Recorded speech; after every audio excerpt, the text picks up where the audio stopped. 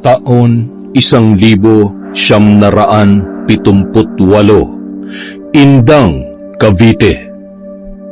Sa isang tahimik na gabi sa bayan ng Indang, nakaluhod si Manolo sa harap ng altar at taimtim na nagdarasal. Sa gitna ng altar, naroon ang isang kahoy na krus at may 2 kandilang puti sa harap nito. Sa dulo ng altar, nakapwesto ang larawan ni Lolo Eusebio, Inay Trinidad at Itay Manoling. Ang kanyang ina ay namatay sa panganganak sa bunsong kapatid na si Rodolfo, samantalang hindi malinaw kung nasaan ang kanyang ama.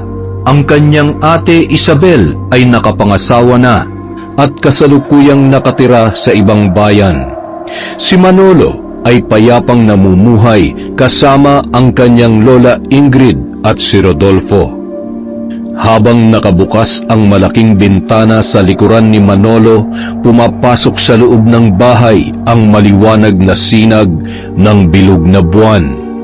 Mahigpit niyang hinawakan ang suot na kwintas sa kaumusal ng orasyon para pagtibayin ang bisa nito. Kailangan niyang dasalan ang puting pangil ng kidlat tuwing kabilugan ng buwan. Nagmula pa yon sa kanyang mga ninuno at habilin ng kanyang lolo na palaging pakainin ng orasyon ang pangil ng kidlat. May taglayong pangkalahatang proteksyon, lakas ng katawan, kabal na proteksyon sa matatalim na bagay, talas ng pakiramdam at iba pang kakaibang kapangyarihan. Natutunan niya ang mga sinaunang ritual at dasal mula sa kanyang lolo Eusebio na isang kilalang albularyo at antingero sa kanilang nayon noon. Mayroon din siyang natural na kakayahan na makita ang hinaharap na namana niya sa kanyang inang dating manggagamot at nagmula sa lahi ng mga babaylan. Nakikita niya sa panaginip kung ano ang mangyayari. Isa sa mga hindi niya malilimutan ang unang pangitain noong 10 taong gulang pa lamang siya. Ang pagkawala ng kanyang ama na ang akala niya ay pangkaraniwang panaginip lang. Hindi niya alam na totoo ang pangitain na yon at hindi niya nasabi kay Lolo Eusebio bago iyon nangyari. Saglit na bumalik sa kanya ang ala-ala ng nakaraan sa kapis. Nasa laot ang kanyang lolo at nangingisda ng suguri ng mga aswang ang kanilang bahay. Isabel, isara mo ang pinto at mga bintana! Itay, hindi niyo po kakayaning harapin ang mga aswang na yun! Kailangan ko kayong protektahan. Narito ang buntot, pagi at asin. Ipagtanggol mo ang kapatid mo! Itay, hintayin po natin si Lolo! Sumunod kayo sa utos ko. Dumito lang kayo. Inay, pakibantayan po ang mga bata. Doon tayo sa silid, mga apo! Iakyat natin si Rodolfo! Lola, kinakabahan po ako para kay Itay. Magdasal na lang tayo para sa kaligtasan ng Itay mo, Manolo. Sana rin ay dumating na ang lolo ninyo.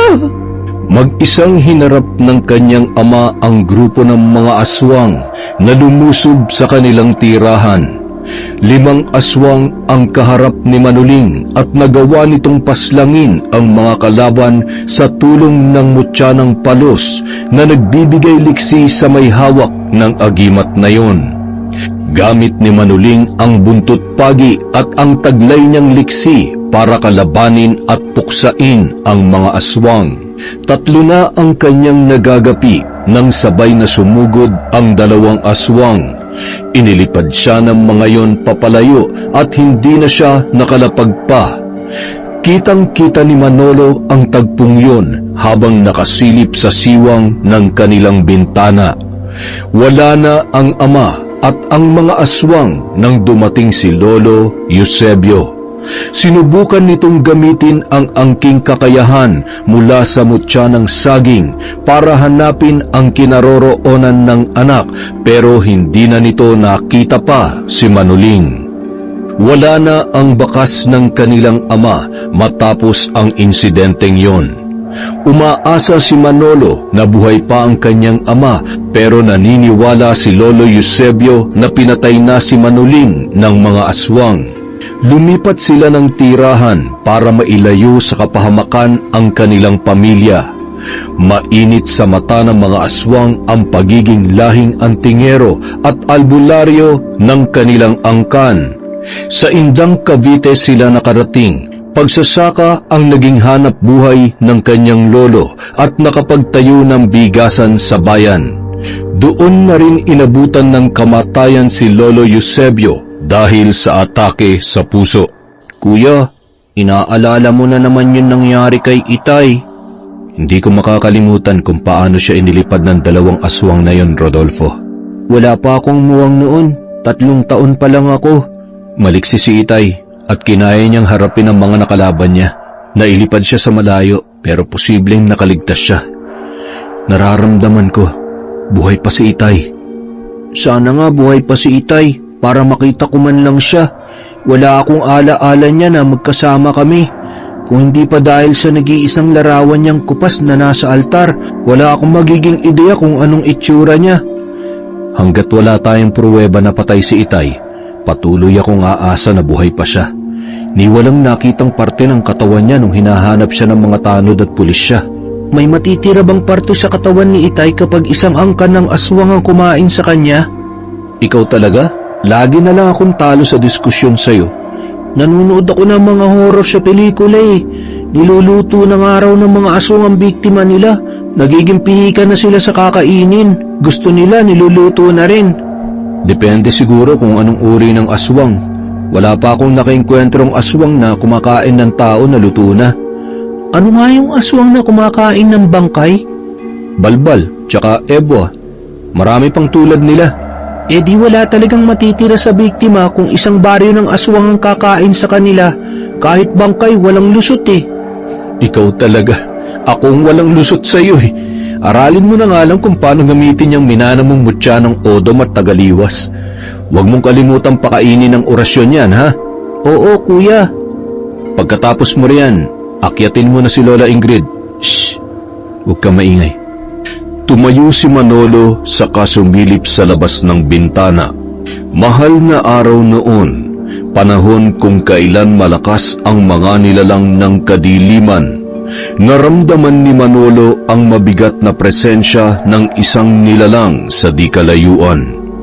Isinara niya ang bintana saka sumenyas kay Rodolfo para umakyat para puntahan ang natutulog na si Lola Ingrid. Tinungo niya ang kusina, saka kinuha ang itak at kaluban nito. Itinali niya yon sa kanyang baywang. Lumapit si Manolo sa pinagsasabitan ng latigong gawa sa buntot pagi. Kinuha niya yon, saka lumabas ng bahay. Binaybay niya ang daan patungo sa kakahuyan. Kabisado niya ang gubat kahit madilim at bilog na buwan lang ang nagbibigay ng liwanag. Naramdaman niya na may mga nagmamasid sa kanya mula sa dilim. Nakarinig din siya ng kaluskos ng mga dahon sa mga puno at naggalawan ang ilang mga sanga. Napahigpit ang kamay ni Manolo habang hawak ang latigo. Handa na siya sa anumang mangyayari. Nalanghap din niya sa hangin ang masangsang na amoy mula sa nilalang na parang nabubulok na laman. Mula sa isang sanga ng puno, may isang halimaw ang mabilis na sumugod sa kanya. Matatalas ang mga kuko nito at may malapaniking mga pakpak. Hindi na nag-aksaya pa ng panahon si Manolo. Mabilis niyang inihataw ang latigo sa papalapit na nilalang at tumama yun sa muka ng aswang na nagdulot ng malalim na hiwa at sumambulat ang dugo nito. Pinalakas ng pangil ng kidlat ang kanyang katawan, kaya't 10 beses ang lakas ng pagtama ng latigo sa muka ng aswang. Napaungol ito, biglang lumabas ang isa pang aswang mula sa likod ni Manolo. Mas malaki ang pakpak nito at mas mabagsik ang mapupulang mga mata. Walang suot na damit ang 2 halimaw, kaya kitang-kita ang mabalahibo nilang katawan. Napansin niyang isang babae at isang lalaki ang kanyang mga kaharap. Sariwang dugo ng makisig na lalaki. Gusto ko yun. ako lang dapat ang pinagdanasahan mo, mahal ko. Nagsiselos ako. Huwag kang magselos, mahal. Ulam lang ang tingin ko sa lalaking ito. Sisiguruhin kong hindi na kayo makapangbibiktima pa ng iba. Kaya mo ba kami, Pogi? Akin ang atay, mahal, ha? Akin naman ang kanyang puso. Ibigay natin sa mga bata ang iba pang parte. Aba, at pinaghatian nyo na ang laman loob ko ah. Simulan na natin. Uubusin kong lahi nyo! Mabilis na sumugod ang dalawang aswang, pero mas maliksi sa kanila si Manolo. Inihataw niya ulit ang latigo na nagdulot ng mga sugat sa katawan ng dalawang kalaban. Kahit hirap ang mga aswang ay nagpumilit silang bumangon at muling lumusob kay Manolo. Mas marahas at mas mabagsik ang naging pagsugod nila habang bakas ang galit sa mga matang nakatitig sa kanilang katunggali. Hindi nagdalawang isip si Manolo na gamitin ang kapangyarihan ng pangil ng kidlat. Hinawakan niya yon na mahigpit saka pumikit at umusal ng orasyon. Nag-aalab ang kanyang katawan mula sa lakas na dulot ng agimat na pinag-iinit ang kanyang dugo. Nagliwanag ang agimat na nagpabulag at nagpatalsik sa dalawang kalabang aswang. Nagsilbi yung proteksyon laban sa pag-atake ng mga kampon ng kadiliman. Hindi na nag-aksaya pa ng panahon si Manolo. Salit-salitan niyang pinaghahataw ng latigo ang dalawang aswang. Pagkatapos, hinugot niya ang kanyang itak mula sa kaluban nito, saka pinagtataga ang leeg ng dalawa. Bumagsak ang mga yon sa lupa na wala ng buhay. Pagkatapos noon ay pinagpatong niya ang katawan ng dalawang aswang at ilang tuyong sanga. Hindi niya na hinintay pa na magliwanag para sunugin sa araw ang katawan ng mga yon. Ayaw niyang may makakita sa mga aswang, baka magkaroon pa ng pangamba ang kanyang mga kababayan, at ayaw din niyang may makaalam na isa siyang antingero. Kinuha ni Manolo ang posporo sa kanyang bulsa, saka sinilaban ang katawan ng dalawang kampo ng dilim, saka umuwi na sa kanilang bahay. Ilang sandali pa. Kuya, kamusta? Anong nakalaban mo? Malakas ba? Dalawang ordinaryong aswang lang. Hindi sila ganong kalakas. Sasama ako sa susunod na pakikipaglaban mo, kuya, ha? Hindi pwede. Hindi mo pa nga gamay gamitin ang mga pinamana sa iyo ni Lolo Eusebio eh. Bakit naman kasi dalawang sa akin kung pwede namang tulad ng sayo? Rodolfo, ika nga ni Lolo, hindi basta-basta nagagamit ang agimat ng kahit sino. Ang agimat ang pipili ng nakatakdang magmamay-ari sa kanya. Bakit itong mga bigay ni Lolo hindi ko magamit ng maayos? Tulad nung isang araw, sinubukan ko mag-invisible para makatakas sa teacher ko sa math, pero nakita ko ni ma'am. Ilang ulit ko bang kailangang sabihin sa iyo na huwag mong gagamitin sa kalokohan ng mga agimat na hawak mo? Aray! Ang sakit naman nung kuya. Kutong na naman ang inabot ko. Ang tigas kasi ng ulo mo eh. Magsikap ka sa pag-aaral para umasenso ang buhay mo. Maayos naman ang kinikita ng bigasan natin, di ba? Pwede akong magmana nun, tapos ikaw, maghahunting ka na lang ng mga aswang para maubos na sila. Sira ulo ka talaga. Matulog ka na nga. Kailangan natin magbukas na maaga ng bigasan. At umakyat na rin si Manolo pagkatapos mag-ayos ng sarili. Nahiga na siya at natulog. Nang makatulog ang binata, nagpakita sa kanyang panaginip ang kanyang ate Isabel.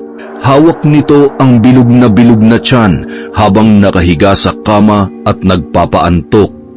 Nang maidlip ito ay biglang may mahabang dila ang lumawit mula sa bubong patungo sa tiyan ng kapatid ni Manolo.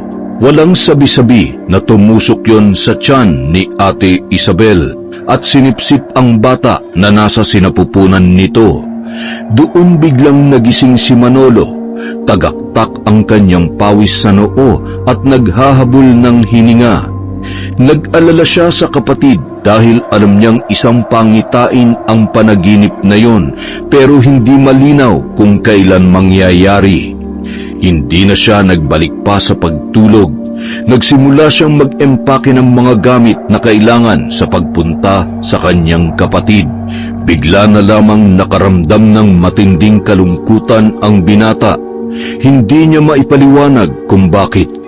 Napatanaw siya sa labas ng bukas na bintana. Biglang umihip ang malamig na hangin at tumahimik ang mga kuliglig. Biglang nagtayuan ang mga balahibo niya sa katawan. Rodolfo, gumising ka. Bakit kuya? Anong nangyari? Kailangan natin mag-empake. Pupuntahan natin sa Alfonso si ate. Masama ang kutob ko. Doon muna tayo magpalipas ng 1 buwan habang nasa bakasyon ka pa sa school. Ano na naman ang napanaginipan mo, kuya? Nabiktima siya ng aswang. Madali ka, mag-empake ka na. Idamay mo na rin ang mga damit ni Lola Ingrid. Anong oras na ba? Paano yung bigasan? Hindi na muna natin bubuksan habang bakasyon. May ipon naman ako na magagamit natin habang naroon tayo kina ate. Pagputok ng liwanag ay handa na silang magtungo sa bahay ng kapatid nang biglang kumatok ang kanyang kaibigang mangingisda na si Ponce. Pinagbuksan niya ito ng pinto. Manolo, masamang balita. Bakit? Ano nangyari? Galing akong Alfonso at doon nagpaumaga. Napadaan ako sa bahay ng ate Isabel mo. Patay na siya. Natagpuan siyang wakwak at impis na ang tiyan. Hindi ba 7 buwan na siyang buntis? Hinala ng mga taga roon na aswang ang dumali kay Isabel. Hindi ito maaari. Uli na kami. Ponce, anong sinasabi mo? Patay na ang apo ko.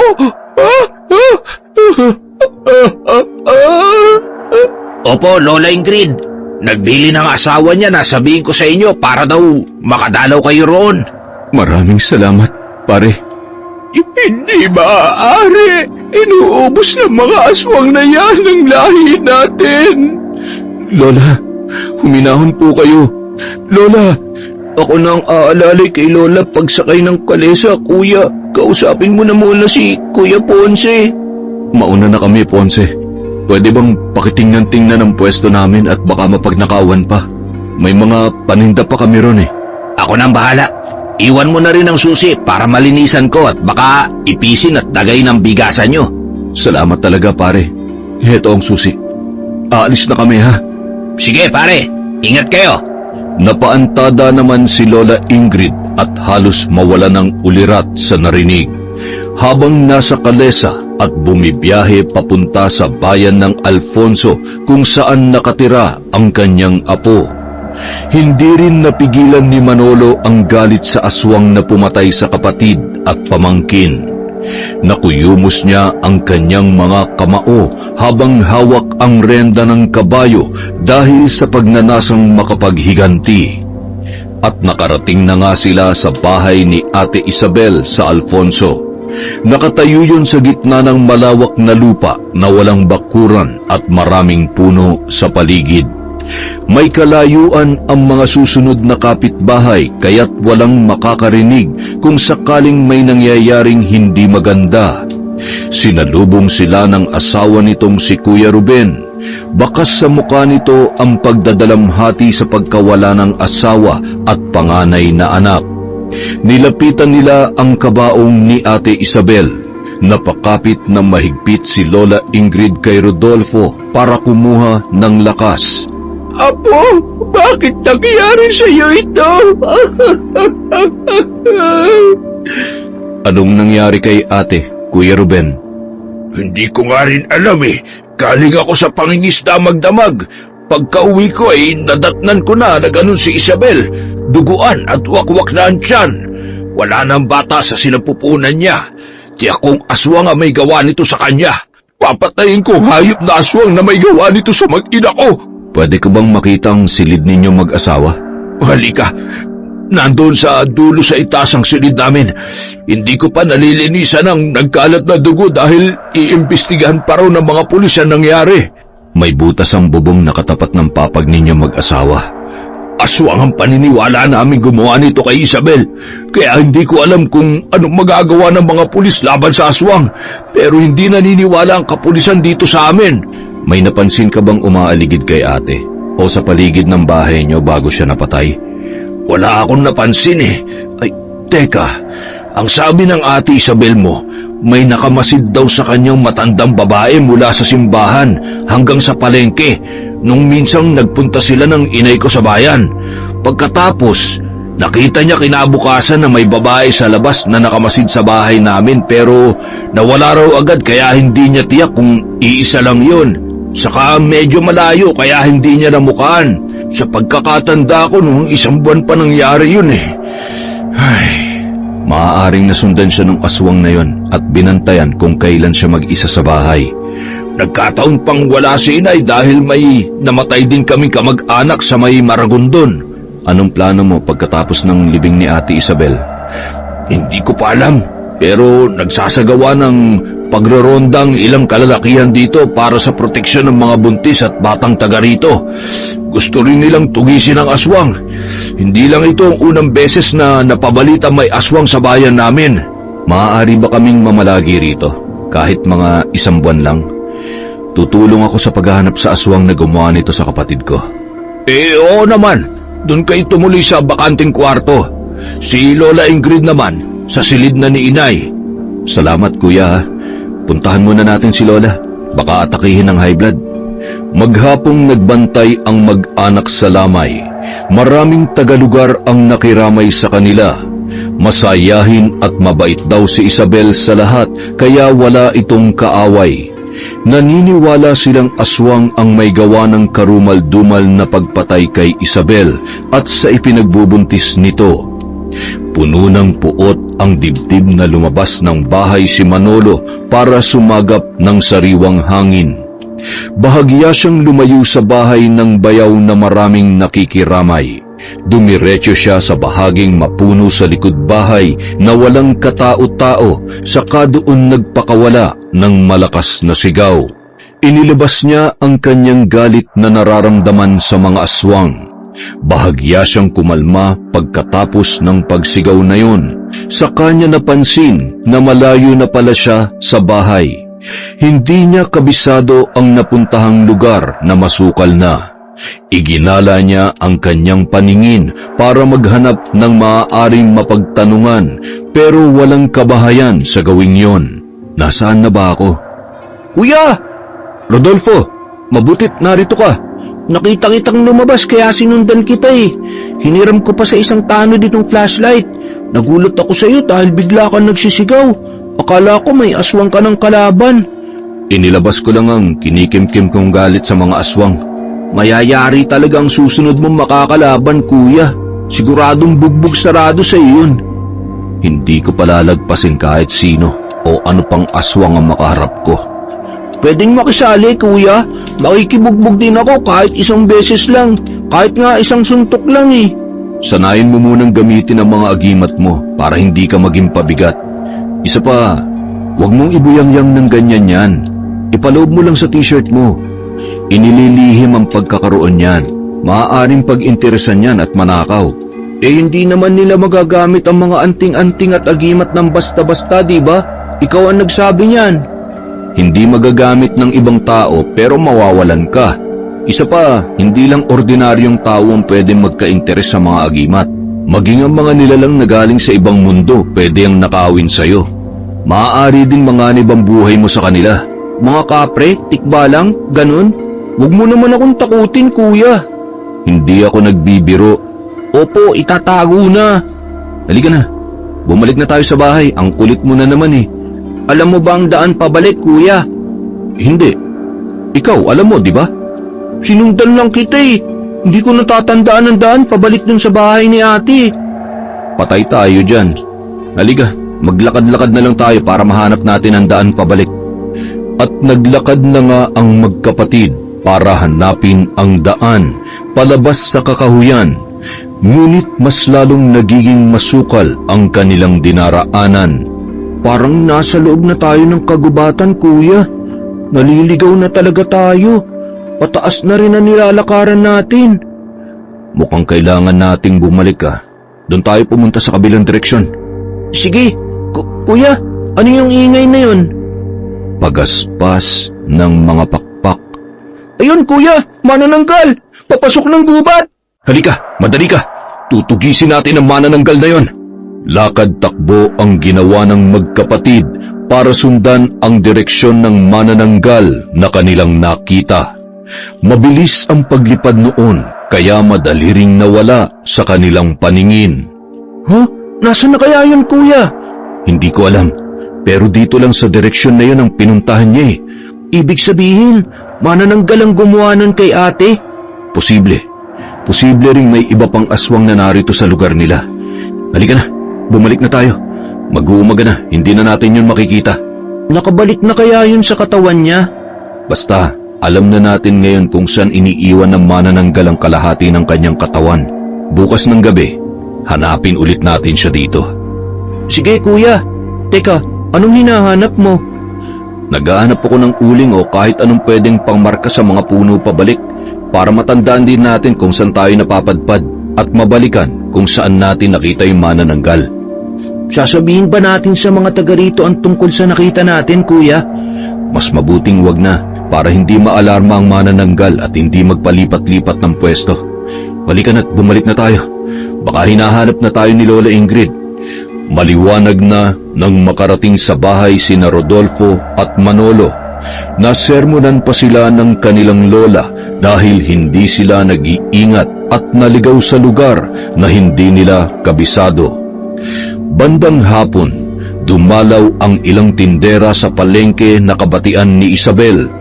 Doon nakilala ni Manolo si Teresa. Maganda ang dalaga, mahinhin, maamo ang muka at malumanay magsalita. Kuya, baka naman matunaw sa pagkakatitig mo yung chicks. Manahimik ka nga dyan, baka marinig ka, nakakahiya. Kuya Ruben, pakilala mo naman kami sa mga bisita mo. Huy, ipapahamak mo pa ako siya si Teresa, tindera siya sa palengke ng mga prutas. Teresa, silang mga kapatid ni Isabel, sina Rodolfo at Manolo. Ikinagagalak ko kayong makilala. Kami rin. Taga rito ka rin sa Alfonso? Hindi. Mga ilang buwan pa lang kami rito. Galing kami sa Aklan. Sinong kasama mo? Ang inay ko lang. 2 lang kaming lumuwas, naiwan si Itay sa Aklan. Ganun ba? Salamat sa pagdalo kay Ate Isabel, ha? Wala yon. Nalungkot ako nang nabalitaan kong nangyari sa kanya. Napakabait niya at palabati kaya hindi ko rin matanggap na ganito ang sinapit niya. Ang paniniwala ng karamihan dito, aswang daw ang pumatay sa kanya. Oo, sabi nga nila. Kawawa naman ang baby niya. Hahanapin at papatayin kong aswang na gumawa nito sa kanya. Lintik lang ang walang ganti. Sana mahanap ninyo ang aswang na yon. Maiwan na muna kita. Doon muna ako sa mga kasamahan kong tindera sa palengke. Sige. Salamat ulit sa pagpunta, ha? Sinundan ni Manolo ng tingin si Teresa habang papalabas ito ng bahay para sumama sa umpukan ng mga tindera. May kakaibang pakiramdam si Manolo sa dalaga pero hindi niya maunawaan kung ano yon. Bakit parang gumalaw ang pangil ng kidlat sa loob ng t-shirt ko? Uy kuya, parang namatanda ka na kay Teresa. Nagagandahan lang ako sa kanya. Ligawan mo na kuya, baka maunahan ka pa ng iba. Tumahimik ka nga dyan, baka marinig ka. Nakakahiya, kakakilala pa lang natin dun sa tao Minsan ka lang magkagusto, kaya kilala kita kuya. Pihikan ka pero kapag tinamaan, tagos hanggang buto. Uy, uunahin kong hanapin ang pumatay kay ate bago ang lahat. Hindi ako matatahimik hanggat pag-alagala sa indang ang manananggal na yon. Oo nga, baka maging biktima rin si Teresa. Sayang ang ganda, di ba? Puro kalokohan. Nga pala, sasama ako sa pagroronda mamayang gabi. Maiwan ka rito. Sa susunod ko na babalikan ang paghanap sa gubat. Baka makaramdam ang manananggal na sinundan natin siya. Magpapalamig lang muna ako. Ayoko magpaiwan. Sasama ako sa pagroronda mamaya, kuya. Sabi nang hindi pwede. Pumayag ka na, kuya. Marami naman tayong kasama sa pagroronda Ang kulit mo talaga. Sige na nga, sumama ka na. Pero wag kang hihiwalay sa amin, ha? Hindi na ako bata, kuya. At may proteksyon ako. Huwag ka rin basta susugod mag-isa. Kuya naman, ginagawa kong batang sipunin eh. Kinagabihan, sumama sa pagroronda sina Manolo at Rodolfo. Naiwan sa lamay sina Lola Ingrid at Kuya Ruben para mag-asikaso sa mga bisitang nakikiramay. Isinukbit ni Manolo ang itak at kaluban sa kanyang tagiliran, saka mahigpit na hinawakan ang latigo. Inaya niya na si Rodolfo para sumama sa grupo na magroronda. Oh, bakit nagkwintas ka pa ng bawang? Mahirap na, kuya. Baka mapugian sa akin ang manananggal at matipuhan ako. Wala akong tulad ng agimat mo. Proteksyon lang sa bala at kutsilyo ang meron ako at pagiging invisible na palyado naman. Huwag kang maingay, baka may makarinig sa'yo. Oh, sorry na. May dala rin akong 2 kilo ng asin. Malay mo makita natin yung kalahating katawan mamaya. Mga kasama, maghihiwalay tayo sa 2 grupo sa pag-iikot para mas mapabilis ang paghahanap sa aswang. Doon ang iba sa gawing masukal. Alam nating sa gubat gumagala ang mga aswang. Dito naman sa mga kabahayan ng ilan, siguraduhin may dala kayong mga sulo, sibat, itak at iba pang panlaban, ha? Panlaban din sa aswang ang apoy, kaya siguraduhin parating may sindi ang mga sulo ninyo. Tayo na! Sa grupo ng mga magroronda sa kabahayan na pasama sina Manolo at Rodolfo, inisa-isa nila ang mga kanto at sulok ng barangay. Tao po, magandang gabi po. Ano yon? Mangungumusta po, ayos lang po ba kayo riyan? Ano mo? Ang sabi ko po kung kumusta na kayo dyan. Kumot? Abay, may kumot ako rito. Tiniginaw ka ba? Ay, patay tayo dyan. Wala akong tinapay, iho. Magsara po kayo ng pinto at bintana. Baka aswangin po kayo. Eto nga, magsasara na ako. Huwag mo akong sisigawan, hindi ako bingi. Kuya, dapat dito mahaba ang pasensya mo, no? Ganun talaga. Sa gubat sana tayo bukas. Tsak din akong hindi maliligaw ang aswang sa ganito karaming kabahayan. Marami ring tao sa labasan dahil sa lamay ni Ate Isabel. Tara na, tapusin na natin tong pag-iikot sa mga kabahayan, kuya. Bukas na tayo bumawi. Nang sumunod na gabi, sumama ulit sa pagroronda ang magkapatid. Sa grupo ng mga tanod na nasa gubat magroronda na pasama sina Manolo at Rodolfo. 7 sila sa grupo na yon. Karamihan ng kasama nila ay malalaki ang tiyan. Tayo na sa gubat. Pahingi po ako ng isang sibat, Manong. Oh, eto. Salamat po. Bakit nang hingi ka pa ng sibat? Dala mo na nga ulit yung asin, may latigo ka pa. Suot mo pa nga ulit yung bawang na kwintas mo. Mabuti na yung maraming sandata. Saka hindi lang ako nagkwintas ng bawang ngayon. May mga nakigaya. Nanginginig pa nga yung isa eh. Mabuti na rin yan para hindi sila maging pabigat kapag nariyan ng manananggal. Mahirap magligtas ng sabay-sabay. Sabagay, kung tutuusin, napapalibutan tayo ng ulam ng mga aswang. Paano kung may angkan pala ng aswang dito tulad nung nangyari nung bata pa tayo, no? Tapos, ganito kalalaki ang tiyan ng mga ulam ng aswang? Grabe. Wag naman sana. Mas madaling makipaglaban kung wala akong iintindihing buhay ng iba sa paligid na kailangan kong iligtas. Mga kasama, manananggal! Tugisin natin! Sugod! Kuya, ayun siya! Huwag alisin ang tingin sa manananggal! Huwag hayaang makatakas yan! Masyado sila mabagal tumakbo. Hindi natin naabutan ang manananggal na yon. Kuya, malayo na manananggal! Makakatakas na naman yan! Hindi ko hahayaang makatakas pa siya. Gagamitin ko ang lakas ng pangil ng kidlat. Rodolfo, pahiram ng sibat! Sa pula manananggal! Bilis! Bumagsak na ng manananggal! Tinamaan mo, kuya! Ang galing mo! Hindi sapat ang sibat para mapatay yun. Madali ka! Ayaw na manananggal! Natisod sa nakausling ugat ng puno si Rodolfo. Pagtayo niya, tahimik at madilim. Wala siyang marinig na kahit anong ingay sa paligid. Kinuha niya ang nabitawang flashlight, supot ng asin at latigo. Nagpalakad-lakad si Rodolfo sa masukal na gubat. Kuya! Kuya! Nasaan kayo? Naiwan na ako! Hindi ko na namalayan na wala na sila. Nasaan na ba sila? Kinakabahan na ako. Kuya, nasaan ka na? Ha? Teka, ano to? ang kalahating katawan ng manananggal. Anong gagawin ko? Teka, sisilaban ko ba? Pero wala akong posporo. Bakit ba kasi wala akong hawak na sulo eh? Ay! Teka, dala ko nga pala ang asin. Bubudburan kitang manananggal ka. Pinatay mo ang ate ko ah. Mayayari ka sa akin.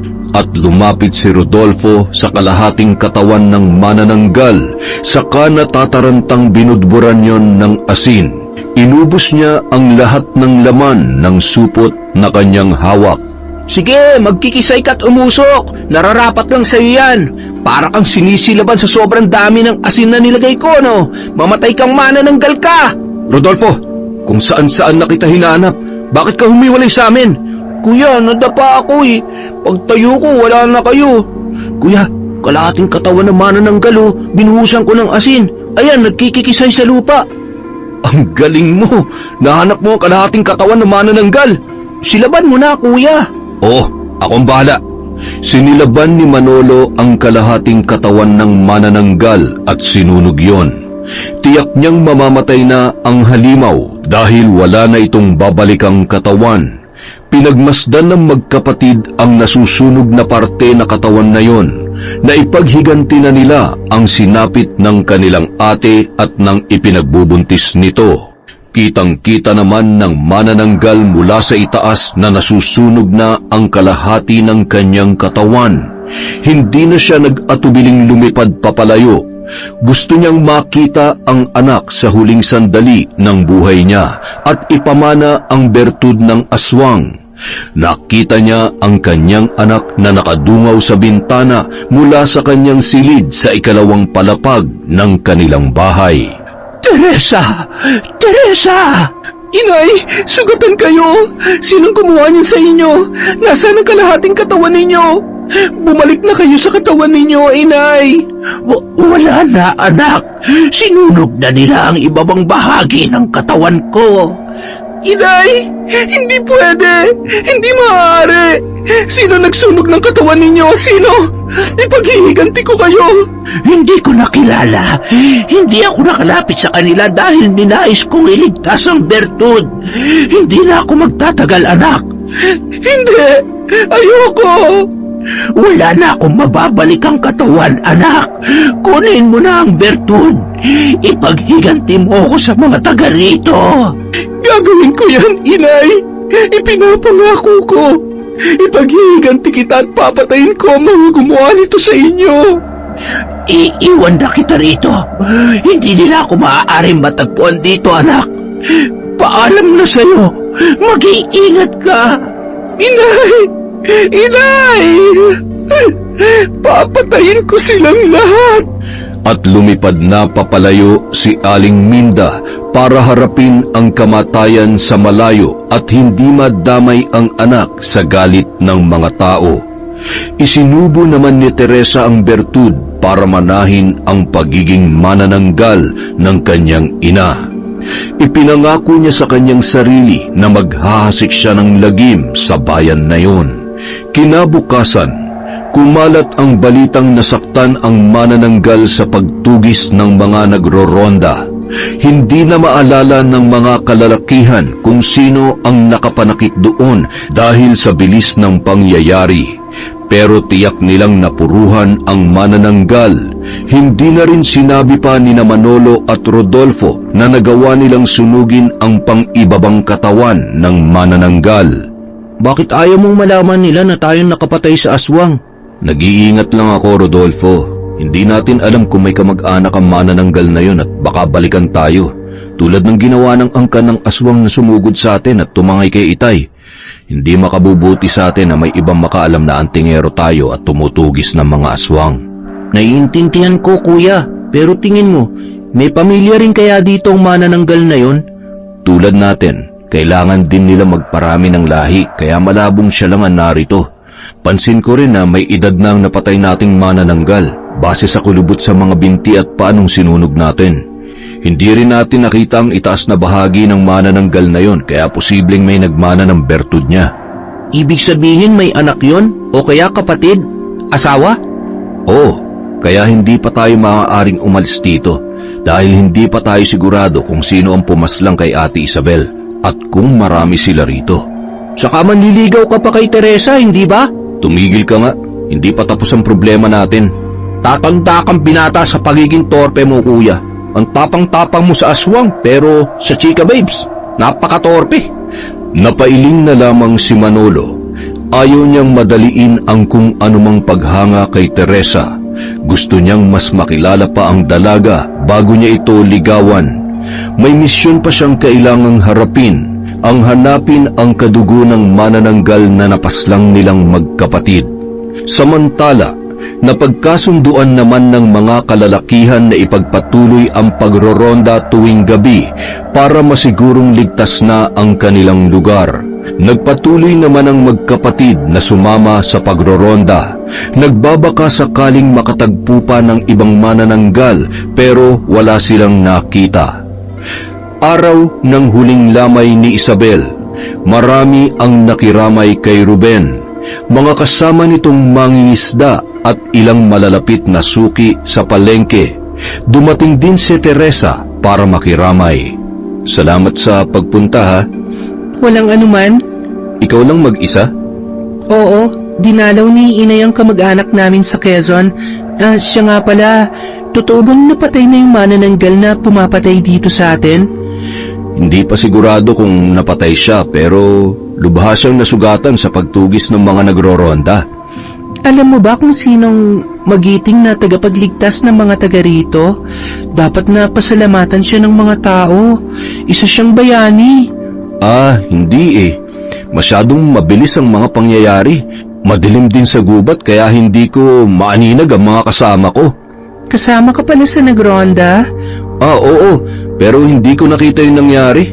Naligaw si Rodolfo kaya hinanap ko pa at nahiwalay kami sa kanila.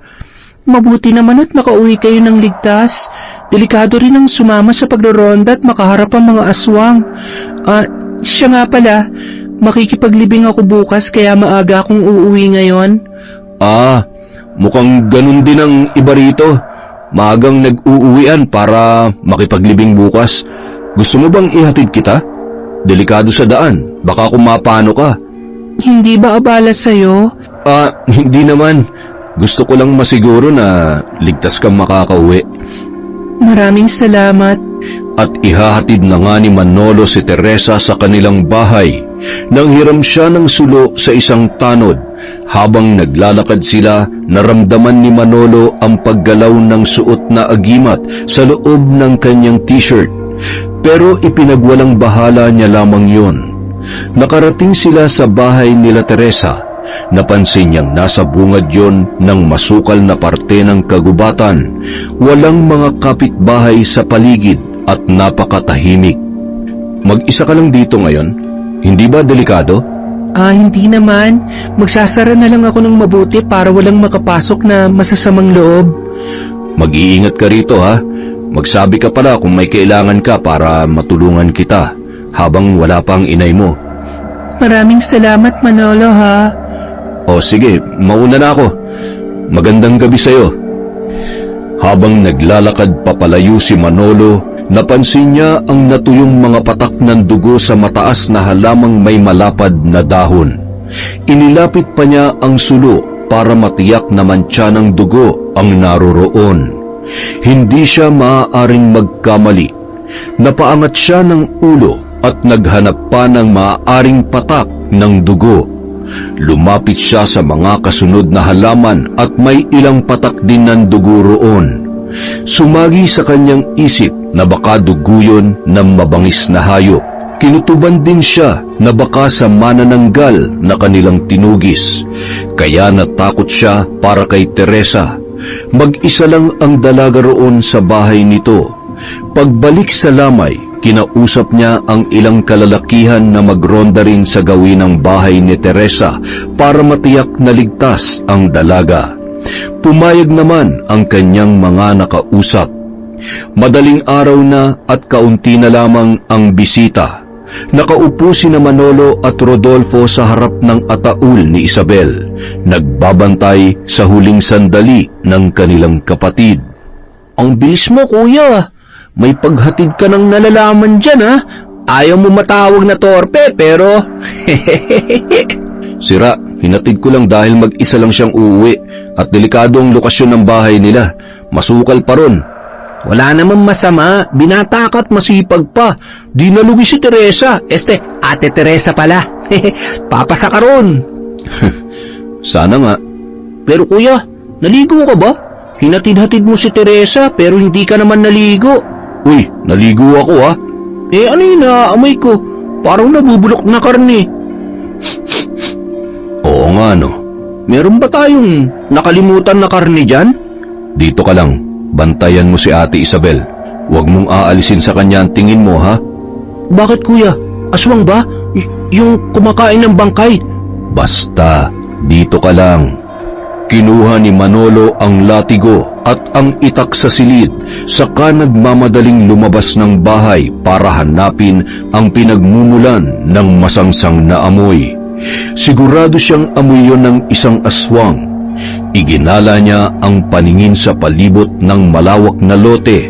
Iilan na lang ang nakikipaglamay at abala si Kuya Ruben sa pagharap sa kanyang mga bisita. Lumigid si Manolo sa likod bahay at doon siya nakiramdam. May pagkaluskos sa mga dahon at damong ligaw sa di kalayuan. Lakad takbo ang ginawa niya para habulin ang itim na bulto na patalon-talon sa mga sanga ng puno. Mabilis ang pagkilos ng nasabing nilalang.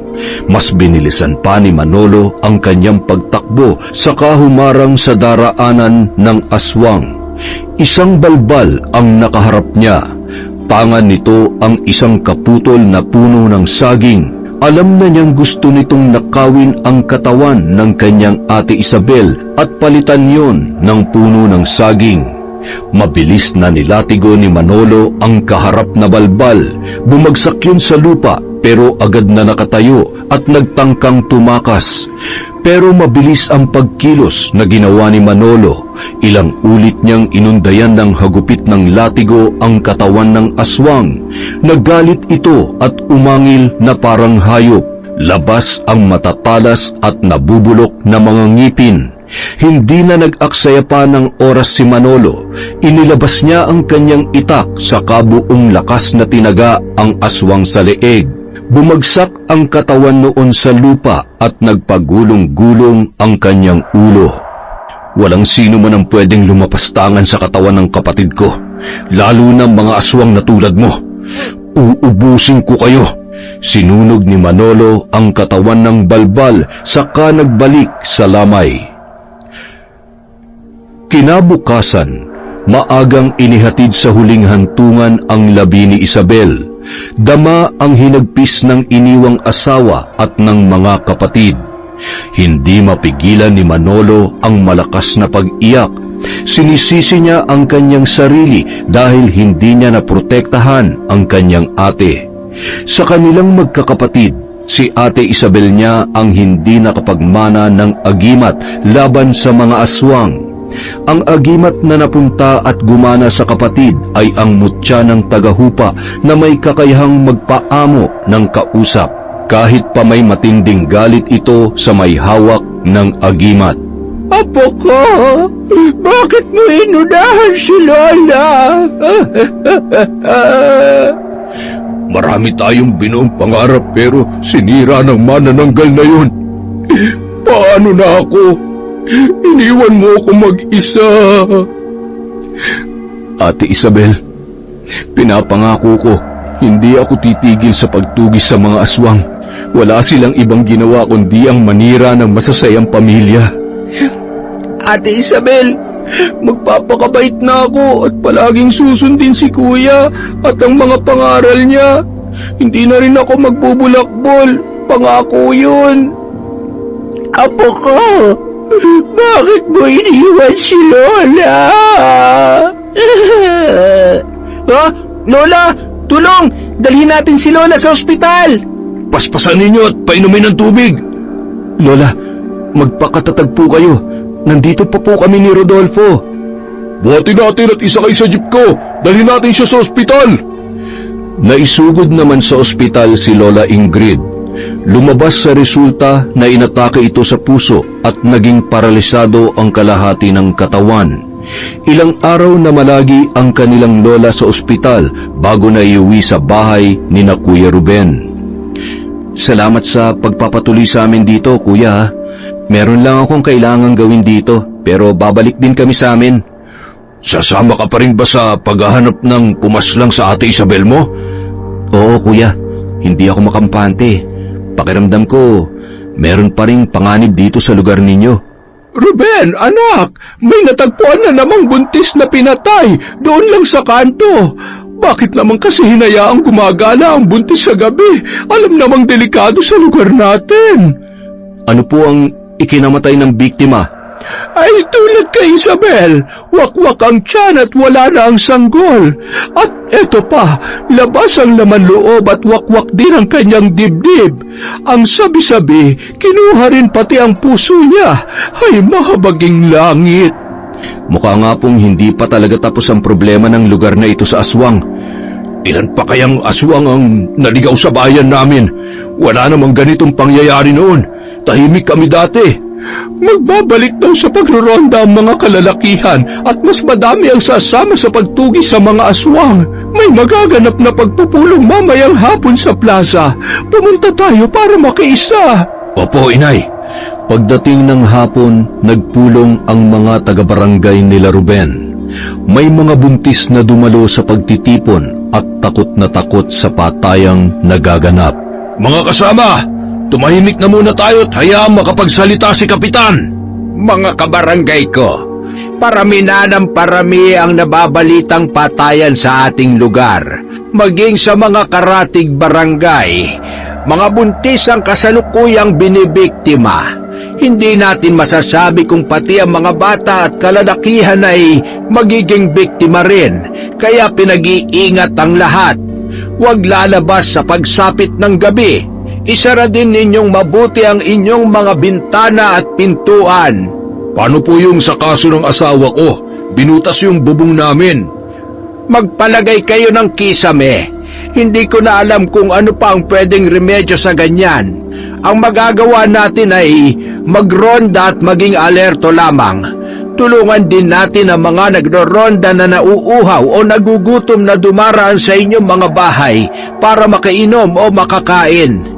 Yun na lamang ang may babayad natin sa pagsasakripisyo nila para sa seguridad ng mga kababayan natin. Magtitipon-tipon tayo rito mamayang gabi para maghati-hati sa grupo sa pag-iikot. Kapitan, mas maganda kung maglalagay din sila ng bawang at asin sa mga sulok ng kabahayan nila, partikular sa mga bintana at pinto. Kung maaari din, dapat may buntot pagi kayong latigo para panlaban sa aswang. Tama yun. Ay, ako bibili ako ng maraming bawang at asin. Maiwan ko na kayo, ha? Ay, tayo na. Hayaan na natin sa mga kalalakihan ang pagtugis sa mga aswang. Bumili na tayo ng bawang at baka maubusan tayo. Teresa, bumili ka na rin ng maraming bawang at asin bilang proteksyon mo. Sumabay ka na sa kanila. Mag-isa ka pa naman sa bahay ninyo. May bawang at asin pa ako sa bahay. Mabuti't nakabili na ako kaagad. Kung hindi ay baka maubusan pa ako. Mabuti naman at nakapaghanda ka ng maaga. Oo, natakot ako eh. Maaari ba kitang ihatid pa uwi? Papadilim na.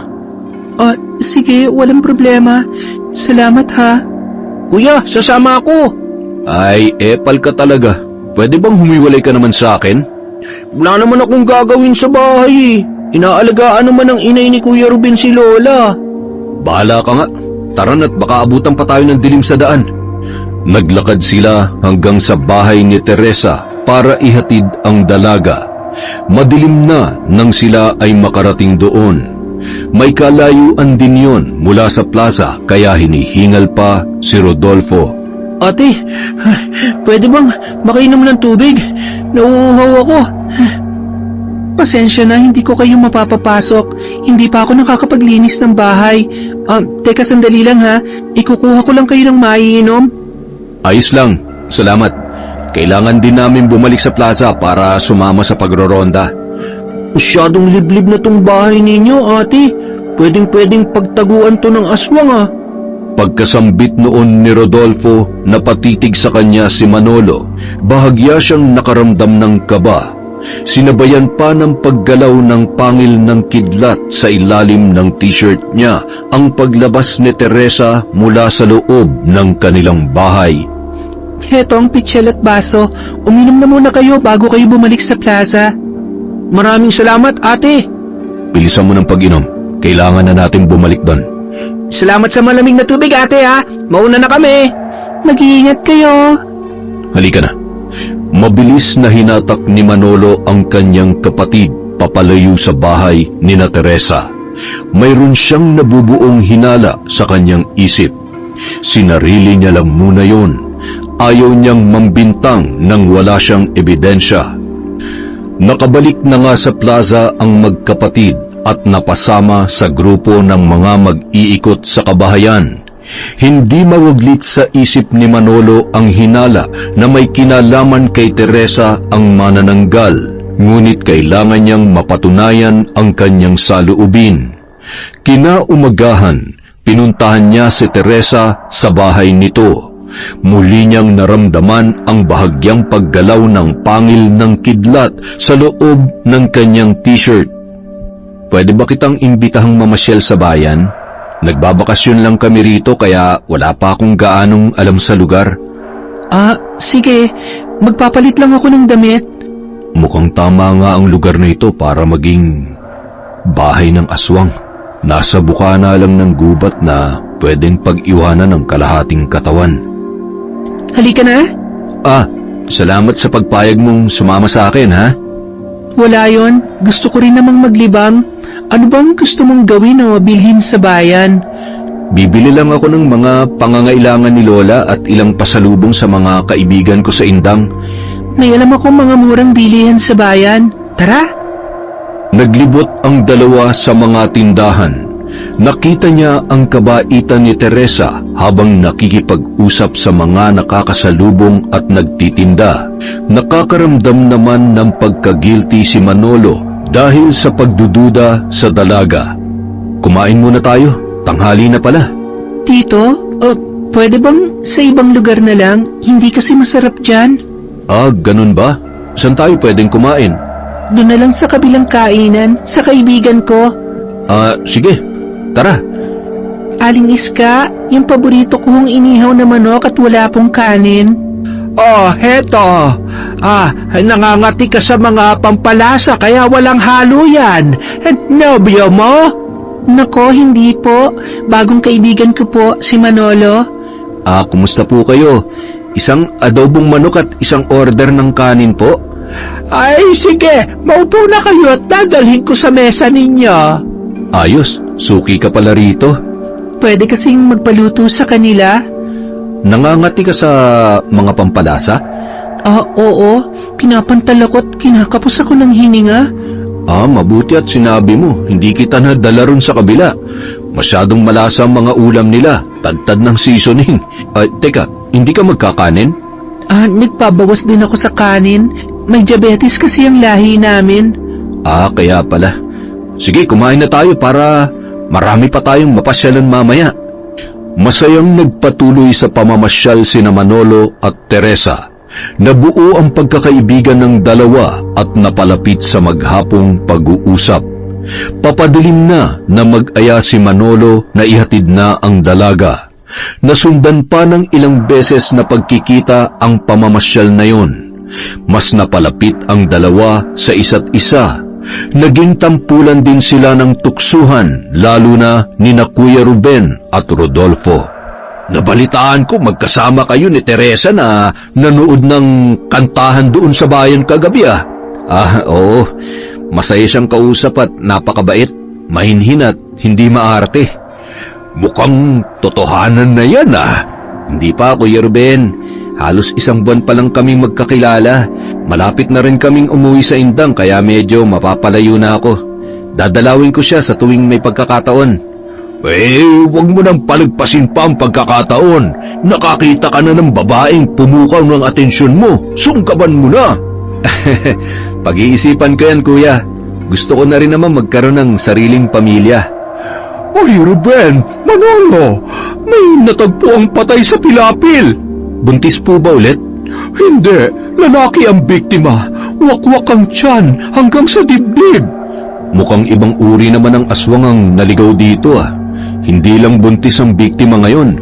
Pupunta ako kay Kapitan para magtanong kung anong plano mamayang gabi. Ilang gabi nang natigil ang pagroronda dahil hindi na naulit ang patayan pero... Ay, naku naman oo. Kinahapunan, nagtipon-tipon ulit ang magroronda. Malaking pagkakamali na tumigil tayo sa pagroronda nang dahil sa hindi na naulit ang patayan.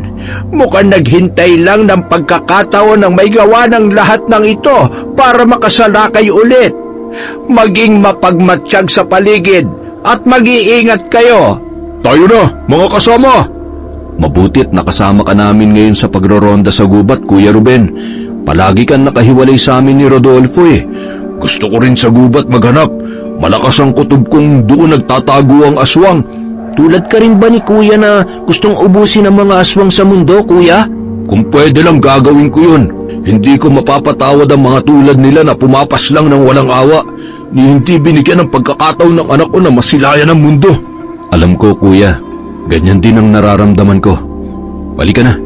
Galugarin na natin ang kagubatan ngayong gabi. Pero, Kuya, hindi lalabas ang mga aswang kung maraming tao naghahanap sa kanila. Suicide yun. Pwera na lang kung marami rin sila. Hihiwalay ako mamaya para maghanap na mag-isa. Sasama ako sa iyo, Kuya. Delikadong pinaplano ko. Hindi pwede. Mas ligtas ako kapag kasama kita kaysa sa mga malalaking tiyan na mga nagroronda na to. Ay, oo na. Panalo ka na naman. Susundin mo ang mga sasabihin ko, ha? Masunurin kaya ako. Gamitin mo palagi ang odom kung sakaling magkagipitan. Mas maiging hindi ka makita ng aswang kaysa makipaghabulan ka sa kanila. Yes, sir! At nakarating na nga sa gubat ang grupo ni Manolo. Mas marami sila ngayon kaya tiyak niyang hindi lalabas ang anumang aswang sa kinaroroonan nila. Tumalilis sina Rodolfo nang magsimulang magkatakbuhan ang mga kasama para habulin ang nakitang baboy ramo na inakala nilang aswang. Bilisan mo, Rodolfo! Ito na nga eh! Dumaan na muna tayo sa bahay ni Teresa. Gusto kong masiguro na ligtas siya. Ay naku, talaga naman! Ay siya, puntahan na natin ang magiging hipag ko! Baliw, bilisan na natin. Nagkaalala ako sa kanya. Hindi kami nagkita maghapon eh. Buong araw mo lang naman siyang hindi nakita. Wala naman siguro mangyayari sa kanya masama. Sana nga, hindi ako mapapalagay hanggat hindi ko natitiyak na maayos ang kalagayan niya. Ayun ang bahay niya, Kuya. Teka, parang walang tao ah. Teresa! Teresa! Walang tao, Kuya. Saan naman nagpunta yun? Alam naman yan, delikadong panahon ngayon eh. Tara, hanapin natin sa paligid. Nilibot ni Manolo at Rodolfo ang paligid ng bahay ni Teresa hanggang sa makarating sila sa masukal na bahagi sa likod noon. Kuya? Oh, bakit? Tingnan mo. Ano ba nakita mo? Kalahating katawan ng manananggal. Ha? Bakit narito yan malapit sa bahay ni Teresa? Hindi ko alam, Kuya. Hindi kaya siya manananggal? Hindi maaari. Teka, halos isang buwan na mula nang umalis daw ang nanay niya. Ganon na rin katagal nang mapaslang natin ang manananggal. Yung mga natuyong patak ng dugo sa mga halaman sa paligid. Siya nga ba talaga ang manananggal? Manolo? Rodolfo? Teresa, isa kang manananggal? Ikaw ang pumapaslang sa mga taga rito? Ako nga. Ganti ko yun sa mga taong pumaslang kay inay. Pero pumapas lang din ang inay mo ng inosente. Ang inay mo ba ang pumatay sa ate ko? Hindi ko alam. Anong hindi mo alam? Ano yun? Papatay at kakain kayo ng tao nang hindi nyo inaalam kung sino yung mga pineperwisyo nyo? Hindi ko alam na si Isabel ang inatake niya. Sinabi niya na lang sa akin yon kinabukasan. Ganun na lang yon? Kaya ka ba nakiramay para bawasan ang kasalanan ng inay mo? Sanggol na walang kamuwang-muwang, idinamay niya. Patawad, laman talaga ng tao ang aming kinakain. Lalong-lalo na ang sanggol. Hindi ako makapaniwalang nahulog ako sa isang manananggal. Patawarin mo ang inay ko. Paano ko mapapatawad ang inay mo na pumatay sa kapatid at pamangkin ko? Pero mukhang nakaganti naman ako sa kanya dahil sa palagay ko, Iisang napatay kong manananggal at ang nanay mo. Pumatay ka ng manananggal! Kami lang ng inay ko ang manananggal na naninirahan dito! Kung ganun, siya nga yung napatay ko nung gabing yon. Bakit sa lahat ng tao ikaw pa ang nakapatay sa kanya? Pinatay niyang kapatid ko at ang pamangkin ko, kaya nararapat lang napatayin ko ang manananggal na salot sa bayan. Hindi kita mapapatawad, Manolo! Papatayin kita! Nilusog ni Teresa si Manolo. Desidido siyang patayin ang lalaki, pero hindi naman nagpasindak ang antingero. Nasaktan man siya sa nalamang katotohanan na isang manananggal ang babaeng kanyang nagustuhan. Kailangan niyang tanggapin na hindi sila maaaring magsama. Isang mapaminsalang manananggal si Teresa at pumapatay ng mga inosenteng tao, lalo na ng mga kaawa-awang sanggol. Inihanda ni Manolo ang latigo, saka yun inihataw ng malakas sa babae. Hindi nagpatinag ang manananggal. Ginamit nito ang matatalas niyang mga kuko para itarak sa dibdib ni Manolo. Pero hindi tinablan si Manolo dahil sa proteksyon ng pangil ng kidlat. Isa kang antingero! Tama ka. Isa kong antingero na manunugis ng mga aswang na katulad mo. Sinadya mo akong paibigin para mahulog sa patibong mo! Napakasama mo! Hindi ko alam na isa kang manananggal. Kung sa simula pa lang alam ko na, matagal ka ng patay. Kinasusok naman kita! Nalilito naman si Rodolfo kung lalagyan niya ng asin o hindi ang kalahating katawan ni Teresa. Alam niyang naging espesyal ang babae sa kanyang kuya, kaya siya ay nag-aalangan. Kuya, bubudburan ko ba ng asin ang katawan niya? Buhusan mo na! Ano pang hinihintay mo? Manolo, hindi ka man lang nagdalawang isip matapos ang pinagsamahan natin. Wala kang puso. Isa kang manananggal. Kumakain ka ng tao. Wala ka rin puso na tulad ko, kaya hindi ko kailangan magdalawang isip na patayin ka. Papatayin din kita. Budburan mo na ng asin, Rodolfo! Sabi mo hindi mo ba ako kayang tanggapin at mahalin bilang aswang? Hindi maaari magsama ang isang antingero at isang aswang na kumakain ng tao, Teresa. Hindi ako hihiga sa tabi ng isang aswang. Pagpapakamatay yun. Manolo, bakit? Bakit nangyari to sa akin? Bakit hindi ako naging normal na tao? Bakit hindi ako pwedeng lumigaya tulad ng pangkaraniwang babae? Tinanggap mo ang bertud na ipinamana sa'yo. Ginusto mong maging ganyan. Nalunod ako sa galit at pagnanais na magiganti. Nagkamali ako. Pinangarap kong mamuhay ng normal kasama ka, pero mukhang imposible na yon. Galit ako sa iyo, pero mahal kita. Kahit saglit na lang tayong nagkakakilala, minahal na kita. Sige, tapusin mo na ako, Manolo. Teka, ate, bakit nga pala hindi ka amoy nabubulok na karne? Para kasing hindi ka manananggal. Salamat at pinatawa mo pa ako bago ako mamatay, Rodolfo. Pero niluluto ko muna ang karne bago ko yun kainin. Manolo, pagod na ako. Tapusin mo na ako. Patawarin mo ako, Teresa. Hinigpitan ni Manolo ang pagkakahawak sa kanyang itak. Tinigasan ng dibdib saka pumikit. Ginamit niya ang itak na yon para pugutan ng ulo ang manananggal. Kasabay ng pagbagsak ng kanyang ulo sa lupa ay ang pagpatak naman ng mga luha ni Manolo mula sa kanyang mga mata. Gustong sumabog ng kanyang dibdib dahil sa sobrang sakit na kanyang nararamdaman. Mahal niya rin si Teresa, pero hindi itinakda ng panahon na maging masaya silang magkakasama. Mabigat ang dibdib ng binata dahil sa kanyang desisyong ginawa. Pero hindi kaya ng kanyang konsensya na palagpasin ang kasalanang nagawa ng dalaga kasama na ng ina nito. Lalo na kapag sumasagi sa isip niya ang muka ng mga biktimang napatay ng mag-ina. Ayos ka lang ba, kuya? Oo, Ayos lang ako. Tapusin na natin ang pagsunog sa mga labi niya, saka tayo bumalik sa bahay. Ayoko ring malaman ng mga taga rito na si Teresa ang manananggal. Sapat ng buhay niyang kabayaran sa mga kasalanan nila. Pagka-uwi ng bahay, agad na naglinis ng katawan si Manolo para maghanda sa pagtulog. Masama pa rin ang kanyang pakiramdam dahil sa mabigat na desisyon na tapusin ang buhay ni Teresa. Dala ng matinding pagod, nakatulugan niya na rin ang pag-iisip doon. Malalim na ang gabi nang mapanaginipan niya ang kanyang ama. Kaharap niya ito at nakangiti. Pagkatapos ay biglang nagbago ang anyo nito na naging isang mabangis na aswang.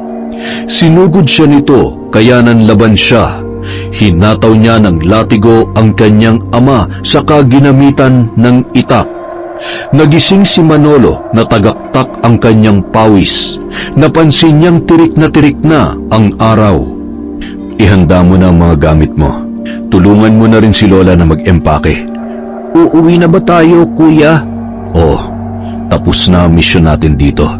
Balik na tayo sa dating buhay natin. May aswang pa kaya rin sa atin? Pero naubos mo na sila bago tayo pumunta rito sa Alfonso. Malalaman natin pagbalik natin sa Indang. Mag-iikot muna ako mamayang gabi bago tayo umalis dito para alamin kung may aswang pang pag-alagala. Dasalan mo ang mga agimat mo mamaya. Huwag mong kalimutan yon, ha? Opo, kuya. Kinagabihan, nag-ikot-ikot si Manolo sa gubat. Naghanap ng aswang na nagpapagala-gala roon. Nasa gitna na siya ng kagubatan nang maramdaman ang presensya sa paligid. Maingat siyang lumakad at iginala ang paningin sa madilim na bahaging yon ng kagubatan. Nagulat siya nang naging mas matalas na ang kanyang mga paningin sa dilim.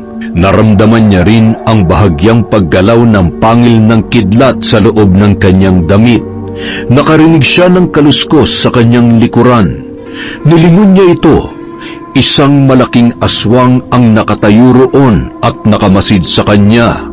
Walang sabi-sabing sinugod niya ang aswang at ilang ulit na hinataw ng kanyang latigo. Hindi ito nanlaban. Iniilagan lang nito ang bawat pagsugod na ginagawa ni Manolo. Humuhusay ka na talaga sa pakikipaglaban. Sino ka? Anak, kumusta ka na? Ginamit ko ang lahat ng impluwensya ko para mahanap kayo. Nagpadala ako ng mga aswang sa iba't ibang lugar para mahagilap ang antingerong anak ko. Anak? Bakit mo ko tinatawag na anak? Isa kang aswang, huwag mo kong linlangin. Matagal ko na kayong hinahanap. Dito ko lang pala kayo matatagpuan. Nalaman kong narito kayo na makita ko si inay sa palengke noong isang buwan sa Indang. Tapos ay hindi ko na kayo nakita pa. Nalaman kong napatay ng aswang ang ate mo kaya hinanap kita rito. Narito rin pala ang isa sa mga alagad ko. Isa kang aswang, paano kita naging ama? Ako ito, anak. Magbabalik ako sa anyong tao. Pagmasdan mo akong mabuti. Ha? Itay? Ikaw ba talaga yan? Paano nangyari to? Bakit kayo naging aswang? Hinawahan ako ng pagkaaswang ng isang bangkilan nang mahuli nila ako. Kaparusahan sa akin sa pagpaslang ko sa mga kalahi nilang aswang. Kayo po talaga nagpadala ng aswang dito? Alagad ko ang ina ni Teresa. Sinadya kong magpadala ng mga aswang na pwedeng magpalabas sa mga antingero. Nagbabaka sakali akong makita ko kayo ni Itay. Patay na po si Lolo Eusebio. Kung gano'n ay huli na pala ako. Pero masaya ako na makita kita, anak. Yun pong ipinadala niyong aswang ang pumatay sa sarili mong anak at apo, kay Ate Isabel. Kayong dahilan kung bakit patay na ang ate ko. Hindi ko alam na magkakaganoon, anak. Patawarin mo ko. Huli ko nang malaman nung makita ko kayo ni Teresa na magkasama sa bayan at nung inamin niya na ang kanyang ina ang pumaslang kay Isabel. Pumapas lang din ba kayo ng tao? Kumakain rin po ba kayo ng mga sanggol na walang muwang? Oo, anak. Kapag hindi ko na mapigilan ang pagkalam ng aking sikmura. Mahirap magpigil ng pagkagutom sa laman at pagkauhaw sa dugo ng tao. Napapagod na ako sa kalagayan ko. Tulungan mo kong matapos na ang aking paghihirap. Ano po ang gusto niyong gawin ko, Itay? Tapusin mo na ang aking buhay. Ha? Ano? Sa tingin niyo magagawa ko kayong patayin? Isa kang antingero, anak. Kaya mong patayin ang isang aswang na katulad ko. Hindi ko kaya, Itay. Kahit kayong pinakamasamang aswang, ama ko pa rin kayo. Paano ko kayo papatayin? Tuparin mo ang sinumpaan mong tungkulin, anak. Tapusin mo ang buhay ng mga aswang na namiminsala. Hindi ko gagawin yan. Makinig ka sa akin. Kung ayaw mong ikaw ang paslangin ko, kasama na si Rodolfo at ang lola mo. Itay, huwag niyo akong piliting gawin ang isang bagay na kahit po kayo, hindi niyo magagawa kung sakaling nagkapalit tayo ng sitwasyon. Kung ikaw ang nasa kalagayan ko, papatayin din kita. Ayokong makita na pumapatay ka ng mga taong walang laban, kaya tapusin mo na ang buhay ko. At muling nag-anyong aswang si Manoling. Iniharang ni Manolo ang katawan para protektahan si Rodolfo. Sumugod si Manoling sa kanyang anak. Nakaumang ang matatalas nitong kuko. Walang nagawa si Manolo kundi ang labanan ang kanyang ama. Nagtagisan sila ng lakas at bilis, ngunit mas malakas ang batang antingero. Nagawa niyang hatawin ng latigo ang kanyang ama ng paulit-ulit, kaya bumagsak sa lupa ang aswang. Muling bumangon ito para sugurin ulit ang kanyang anak. Ginamit naman ni Manolo ang kapangyarihan ng pangil ng kidlat. Nagliwanag ang agimat at tumilapon ang kanyang ama. Nag-alangan si Manolo na hugutin ang itak sa kanyang kaluban. Hindi niya kayang patayin ang kanyang sariling ama. Tapusin mo na siya, kuya. Hindi ko hahayaang ikaw ang mapahamak dahil sa maling desisyon. Rodolfo, bakit ka sumunod? Sinabi ko sa iyong dasalan mo ang mga agimat mo. Ayaw mo talagang makinig sa akin. Masama ang kutob ko, kuya, kaya sinundan kita. Hindi na siya ang ama natin. Pumapatay na siya ng inosente. Marami pa siya mabibiktima kapag hinayaan natin siyang mabuhay. Ikaw ang may sabi niyan, di ba? Wala na si Itay, kuya. Hindi magagawa ng tunay nating ama ang pumatay at kumain ng mga inosenteng tao. Tama ang sinabi niya, anak. Pakinggan mo si Rodolfo. Ikaw ang gusto kong tumapos sa pagdurusa ko. Mas alam mo ang tungkulin ng isang antingero, hindi ba? Ang hirap po ng pinapagawa niyo sa akin, Tay. Ang tagal ko pong hinintay ang pagbabalik ninyo. Kung talagang mahal mo ko, palalayain mo na ako sa paghihirap ko. Napakaraming taon kong tiniis ang ganitong sitwasyon para mahanap kayo at makapagpaalam ng maayos. At ngayon, natupad na ang kaisa-isa kong hiling. Gusto ko na magpahinga at makasama ang inay mo at si Itay sa kabilang buhay. Susundin ko po ang kahilingan niyo, Itay. Patawad. Paalam, Itay. Salamat at nakita ko po kayo sa huling pagkakataon. Mariing ipinikit ni Manolo ang kanyang mga mata. Saka walang sabi-sabing hinugot ang kanyang itak sa kaluban nito at itinarak yon sa dibdib ng amang aswang na nasa kanyang harapan. Yun na ang pinakamabigat na desisyon na kanyang nagawa, pero kailangan niya yung gawin. Tumingala siya at tinanong ang langit kung bakit ganoon ang nangyari sa kanyang pamilya. Napaluhod si Manolo sa sobrang bigat ng kanyang dibdib. Kay tagal niyang inasam na sana ay buhay pa ang kanyang ama, pero hindi niya akalain na siya rin pala ang tatapos sa buhay nito. Niyakap ng magkapatid ang katawan ng kanilang ama na wala ng buhay. Kailangan nilang tanggapin na matagal na itong nawala sa kanila. Sinunog nilang magkapatid ang labi, saka tinipon ang abo at inilagay sa sisidlan. Mayroon na silang ililibing na labi ng kanilang ama. Pagka-uwi sa bahay, isinalin nila sa mas maayos na lalagyan ang natitirang abo noon. Inilihim nila ang pangyayaring yon kay Lola Ingrid dahil delikado na ang kalagayan ng puso nito. kaya ayaw nilang sumama ang loob ng kanilang lola. Kinabukasan, maagang naghanda ang mag-anak sa pagbalik sa kanilang bahay sa Indang. Kahit paano ay tanggap na nila ang pagkawala ng kapatid at ng pinagbubuntis nito.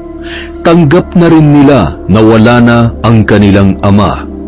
Kinailangan din patingnan sa espesyalista si Lola Ingrid pagbalik sa Indang para sa tuluyang paggaling nito. Sa wakas, nakauwi na rin tayo. Simula na rin to ng bagong buhay natin. Magpapatuloy ka pa sa pagiging antingero, kuya? Magpapahinga lang ako saglit, tapos babalik ulit sa pagligpit ng mga aswang. Napakarami mong pinagdaanan, kuya. Ikaw ang tumapos sa babaeng napupusuan mo at sa ama nating naging aswang. Nakakatawa nga eh.